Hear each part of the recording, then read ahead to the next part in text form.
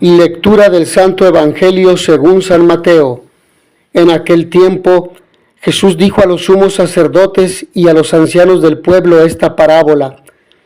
Había una vez un propietario que plantó un viñedo, lo rodeó con una cerca, cavó un lagar en él, construyó una torre para el vigilante y luego la alquiló a unos viñadores y se fue de viaje. Llegado el tiempo de la vendimia, envió a sus criados para pedir su parte de los frutos a los viñadores. Pero estos se apoderaron de los criados, golpearon a uno, mataron a otro y a otro más lo apedrearon. Envió de nuevo a otros criados en mayor número que los primeros y los trataron del mismo modo. Por último, les mandó a su propio hijo, pensando: a mi hijo lo respetarán. Pero cuando los viñadores lo vieron, se dijeron unos a otros: este es el heredero, vamos a matarlo y nos quedaremos con su herencia. Le echaron mano, lo sacaron del viñedo y lo mataron. Ahora díganme, cuando vuelva el dueño del viñedo, ¿qué hará con esos viñadores? Ellos le respondieron: dará muerte terrible a esos desalmados y arrendará el viñedo a otros viñadores, que le entreguen los frutos a su tiempo. Entonces Jesús les dijo: ¿no han leído nunca en la Escritura: la piedra que desecharon los constructores es ahora la piedra angular? Esto es obra del Señor y es un prodigio admirable. Por esta razón les digo que les será quitado a ustedes el reino de Dios y se le dará a un pueblo que produzca sus frutos. Al oír estas palabras, los sumos sacerdotes y los fariseos comprendieron que Jesús las decía por ellos y quisieron aprehenderlo, pero tuvieron miedo a la multitud, pues era tenido por un profeta. Palabra del Señor. Mandó a su propio hijo y lo mataron. El símbolo de la viña se remonta a Isaías en el capítulo 5 y es muy utilizado para indicar el destino del pueblo elegido, del cual nos refiere el profeta Oseas en el capítulo 10, versículo 1. Bajo forma de parábola, cuyo epicentro son los viñadores que matan al hijo, Jesús traza un compendio de toda la historia de la salvación.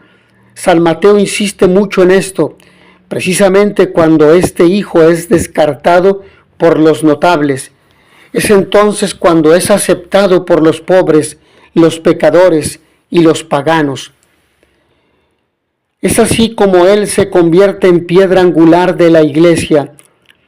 Esta buena nueva también podría ser rechazada por cada uno de nosotros. Hace algo más de 20 siglos, y esto ya no es parábola, sino realidad.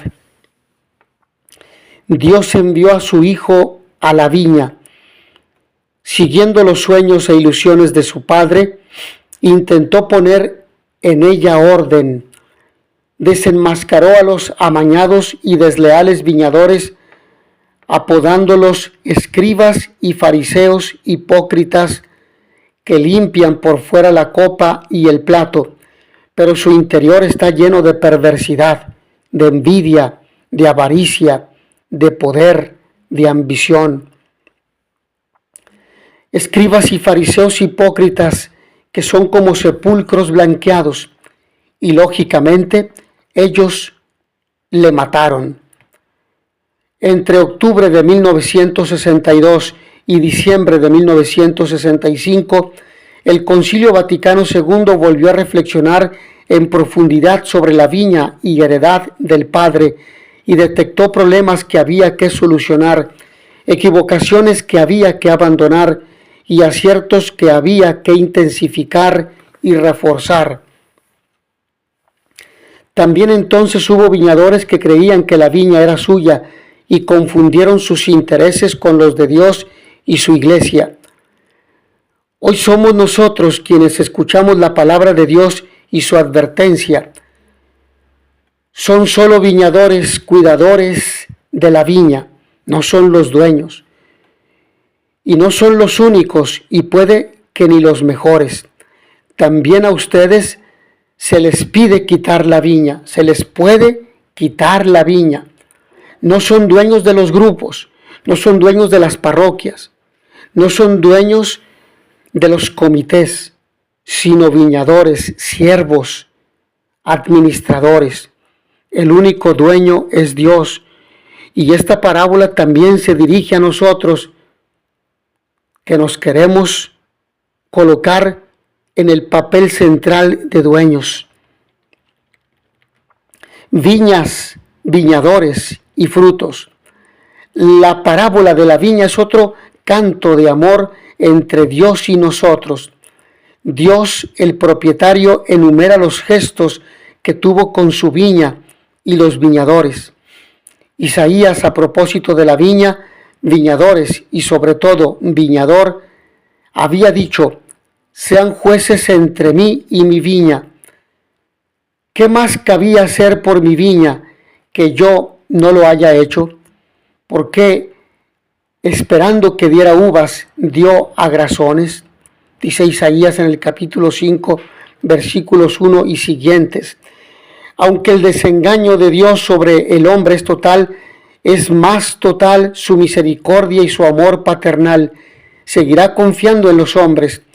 Y si los primeros siguen dando agrazones, es decir, mala cosecha, entregará su viña a otros y conseguirá que triunfe su amor. Si tú y yo no respondemos a la confianza que Dios nos tiene para llevar su palabra, Dios nos dejará fuera. Si Dios entrega su viña a otros, no es porque los primeros no dieran fruto, sino porque estos no eran de su agrado, no eran uvas, eran mal fruto, amargo. Quizá lo más importante para nosotros hoy sea reflexionar sobre qué frutos damos y si son o no del agrado de Dios. ¿Qué expectativas tiene Dios para nosotros? Y si las hacemos realidad con uvas o con sinsabores y contrariedades. Por ello, la muerte del Hijo, cuando Dios ha agotado sus mediaciones con los cuidadores de la viña, decide enviar a su Hijo. Tendrán respeto a mi Hijo, pero los viñadores deciden matarlo. Y atención, si no respetas al Hijo de Dios, ¿respetarás a tus hermanos?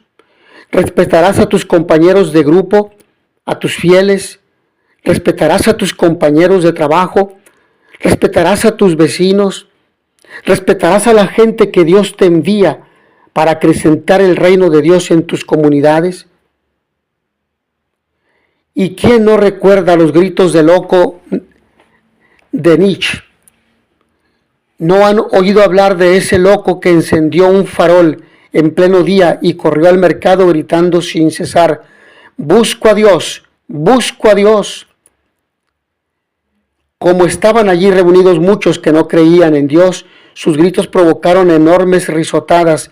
El loco saltó en medio de ellos y los traspasó con su mirada. ¿A dónde se ha ido Dios?, exclamó. Se los voy a decir, lo hemos matado, ustedes y yo, todos somos sus asesinos. Nos lo dice en la Gaia Ciencia Friedrich Nietzsche, este filósofo alemán, vitalista, que pretendió matar a Dios en el corazón del hombre para quitarle la esperanza. La solución de matar al mensajero nunca ha funcionado. En el caso de Israel y sus poderes fácticos tampoco. Creyeron que con la muerte de Jesús todo iba a volver a la normalidad, que con su desaparición toda la ilusión por él despertada quedaría silenciada para siempre.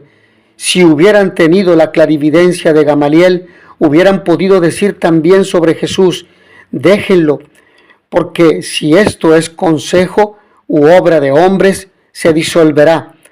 Pero si viene de Dios, no podrán disolverlo, y quizá algún día los hallarán o lo hallarán con que han hecho la guerra a Dios. se darán cuenta que a quien le hacían guerra y que a quien impidieron hablar no era a ese hombre, a esa persona, sino a Dios. ¿Y puedes tú luchar contra Dios? ¿Puedes vencer a Dios? ¿Puedes acallar su voz por medio de sus enviados? No perdamos el tiempo en eso. Pero Dios viene y se hace presente. Déjenlos hablar. Será el grito de Dios. Déjalo hablar. Porque el que no está contra nosotros, está con nosotros. Y si no está contra nosotros y habla, es porque yo lo he enviado. Entiéndelo. El resultado es conocido de todos nosotros. La palabra de Dios nos invita hoy a aceptar la espléndida heredad del Padre y nuestro quehacer en la misma. Podremos ser humanamente felices y soñadores de la felicidad eterna, y para ello concluimos con el salmista: ven, Señor de los ejércitos, ven a visitar tu viña, la cepa que tu diestra plantó y que tú hiciste vigorosa, lo que dice el Salmo 80. Pero ahondemos en la palabra. La primera lectura de hoy, la parábola, nos cuenta el Evangelio. Creo que están íntimamente relacionadas, son historias de desamor entre Dios y su pueblo. Entiendo que la parábola pretende desenmascarar a las autoridades políticas y religiosas, al poder en general, que siendo su función cuidar y hacer fructífera la viña, a lo que se suelen dedicar casi siempre cuando se corrompen es a aprovecharse de su situación privilegiada y utilizar la viña como si fuera de su propiedad para su propio beneficio, aunque para ello haya que expulsar, apalear o incluso matar a los criados. Y somos cerrados, no dejamos que otros entren porque nos quita nuestro puesto. Dios no desistirá en su intento de generar vida con mayúsculas. De allí el traspaso de la viña a otras manos, a mejores administradores. Por una parte, el reino pasa a manos de paganos y excluidos que sean capaces de dar fruto acogiendo a toda persona sin distinción y proclamando el amor por encima de la ley y del templo. Y por otra, Jesús, el rechazado, se convertirá en piedra angular. Por lo que te digo a ti que has sido rechazado en tu comunidad, no te preocupes, a Jesús también lo rechazaron. A Jesús también le cerraron la puerta, a Jesús también lo desconocieron, lo excluyeron, lo crucificaron. Ya el eje central de esa nueva comunidad no será la autoridad tanto política como religiosa, sino Jesús. Para nosotros hoy, la parábola es una constante invitación a seguir la llamada de Dios para ir a su viña, a recoger los frutos que Él espera. De ahí que debamos, como humanos y como cristianos, revisar nuestra preocupación por el mundo y la sociedad frente a los viñadores homicidas de hoy, sean del tipo que sean. Estamos llamados a creer en el proyecto de Dios, a creer que es su deseo que este mundo sea casa de todos. Por lo tanto, a creer en la posibilidad y tarea de hacerlo mejor, más vivible. En el momento que estamos viviendo, no podemos desentendernos. Dios espera los frutos de la viña de aquellos que nos ha mandado a trabajar en ella, como bien dijo el Papa Francisco. Por lo tanto, y en conclusión, el misterio del rechazo a Dios. Nos encontramos finalmente con esta parábola donde se apunta el rechazo y muerte de Jesús. Jesús sufrió por el rechazo de su pueblo, hasta lloró contemplando a Jerusalén. Sus compatriotas de Jerusalén no le hicieron caso y Jesús llora por ellos. Llora porque les ofrecía algo sublime, algo que toda persona necesitamos y no lo aceptaban. Les ofrecía vida y no la querían, les ofrecía luz y no la querían, les ofrecía verdad y no la querían. Les señalaba el camino que lleva al sentido, a la esperanza, y se iban por otros caminos, por caminos desviados. En una de sus discusiones con los judíos les tuvo que decir: no quieren venir a mí para tener vida. Ojalá que nosotros, cuando alguien desde afuera o desde dentro nos pregunte si queremos abandonar a Jesús o hacerle caso, le podamos decir desde lo más hondo de nuestro corazón: Señor Jesús, ¿a quién iremos? Tú tienes palabras de vida eterna, nos quedamos contigo. Mis hermanos, que a todos ustedes el Señor los bendiga y les dé la paz. Y notitia veritatis proficere, pax et bonum.